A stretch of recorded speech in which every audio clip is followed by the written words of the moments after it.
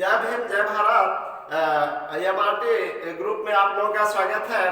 मैं अमर sir from Patna. आज हम लोग मोटिवेशन के अंतर्गत ये भीमराव अम्बेडकर के बारे में कुछ बात करेंगे। तो स्टूडेंट देखिए, ये फुल एजुकेटेड मैन थे, इनका व्यक्तित्व तो बहुत ऊंचा था। और सबसे बड़ी बात यह है कि वर्तमान भारत में घर घर अम्बेडकर का जन्म हो, जिससे देश का विकास हो सके तथा मानवता को प्रोत्साहन मिल सके। इसमें सबसे बड़ी बात ये मानवता शब्द जो होता है ये बहुत ऊंचा होता है। तो स्टूडेंट, इनसे हर पढ़ने वाले लोगों को सीख मिलती है कि सभी लोग पढ़ के इनके जैसे बने। और स्टूडेंट चलो देखते हैं, ये सबसे पहले मैं ये आदरणीय बाबा जी आपके चरणों में कोट कोट प्रणाम करता हूँ। आपकी यादों को भला कैसे भुला सके। समस्त भारतवासी आपका ऋणी हैं और ऋणी रहेंगे। पृथ्वी पर मानव रूप में पैदा हुए, इसलिए मैं आपके माता पिता को प्रणाम करता हूँ। 14 अप्रैल 1891 को मध्य प्रदेश के महू में पैदा हुए, जो जिला इंदौर के अंतर्गत है। पिताजी का नाम रामजी मौलाजी ये सकपाल, रामजी मौलाजी सकपाल था। माताजी का नाम भीमाबाई था। मैं अम्बेडकर जी उनके पिताजी का नाम जो आपको बताया रामजी मौलाजी सकपाल, माताजी का नाम भीमाबाई था। ये पिताजी जो थे अम्बेडकर जी के, ये इंदौर में अंग्रेज ईस्ट इंडिया कंपनी की इन्फेंट्री में एक सूबेदार पद पर थे। ये अम्बेडकर को स्कूल में कक्षा से बाहर बैठाया जाता था, पानी दूर से पिलाया जाता था। 1906 में रमाबाई से शादी हुआ, जबकि इन्होंने मैट्रिक परीक्षा 1907 में। स्टूडेंट, सबसे बड़ी बात यह है कि जब कोई कुछ करना चाहता है तो कोई न कोई मदद के रूप में मिल जाता है। गायकवाड़ के महाराजा ने अम्बेडकर को पढ़ने के लिए कोलंबिया विश्वविद्यालय, जो न्यूयॉर्क अमेरिका में पढ़ेगा, भेजा।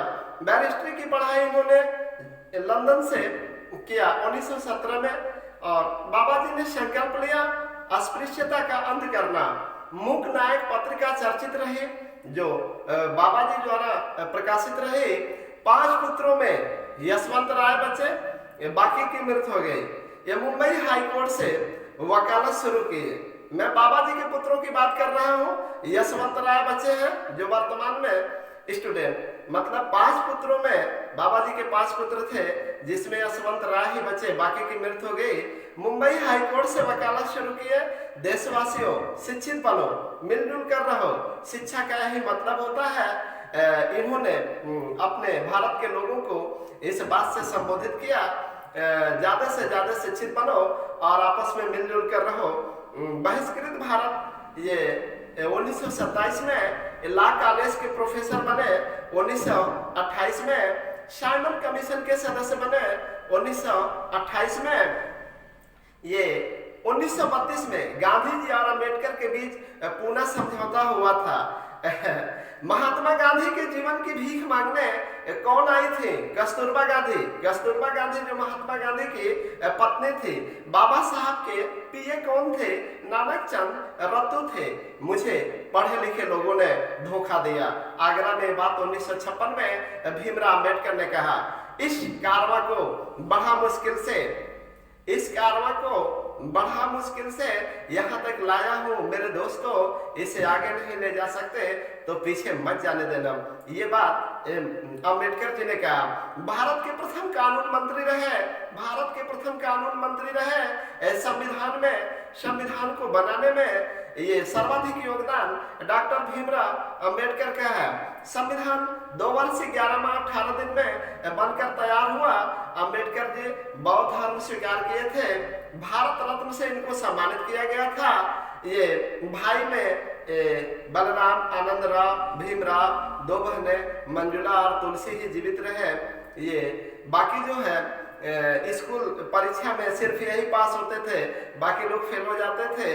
तो स्टूडेंट, ये मेरे मित्रों, ये जो है हमेशा परीक्षा में पास होते थे। इस प्रकार इन्होंने हायर एजुकेशन लिया।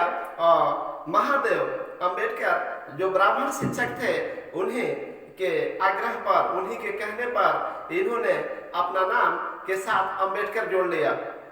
तो स्टूडेंट, दूसरी पत्नी जो थी इनकी ये शारदा कबीर थी, जबकि पहली पत्नी ये रमा बाई थी।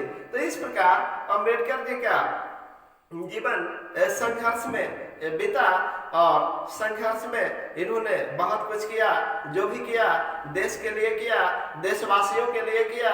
तो इसलिए इनकी बातों का हमें अनुसरण करना चाहिए।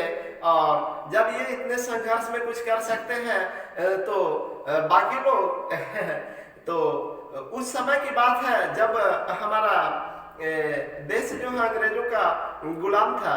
तो जब हमारा देश अंग्रेजों का गुलाम था, चूंकि सुविधा तो थी नहीं उतना, फिर भी जहाँ राह वहाँ चाह, जहाँ चाह वहाँ राह। तो इन्होंने आगे पढ़ाई से इनका काफी संबंध रहा और पढ़ना चाहे तो इसलिए किसी न किसी रूप में ईश्वर मदद कर ही दिया।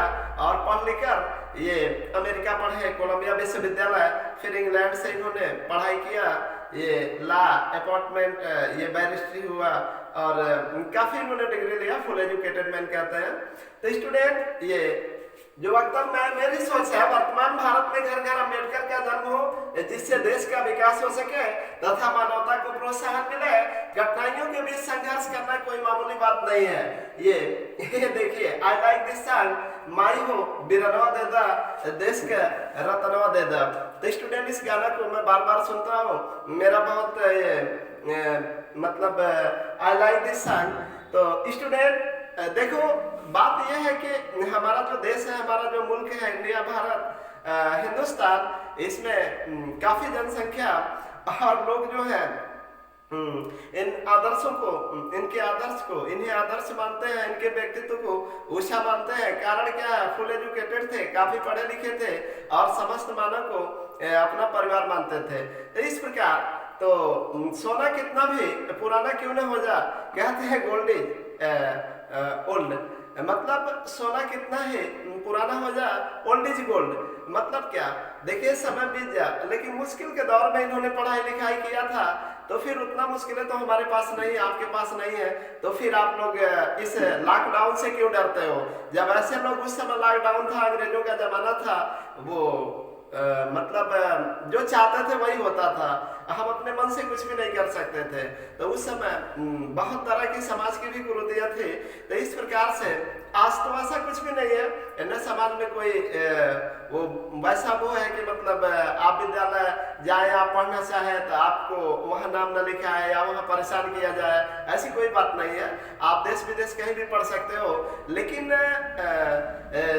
सबसे बड़ी बात यह है कि जिस देश में रहकर हम लोग अपना काम करते हैं और पढ़ाई करते हैं और दूसरों को पढ़ाते हैं और दूसरों का काम करते हैं, दूसरों की भलाई सोचते हैं। तो स्टूडेंट देखो मित्रों, ये सबसे बड़ी बात यह है कि हम जो कुछ भी करते हैं, जिस देश में पैदा हुए हैं उस देश के लिए करते हैं और करना भी चाहिए, क्योंकि इन्होंने भी वही काम किया।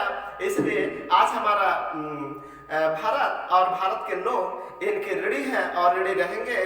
तो स्टूडेंट, इसी बात के साथ आज स्टूडेंट बस इतना ही।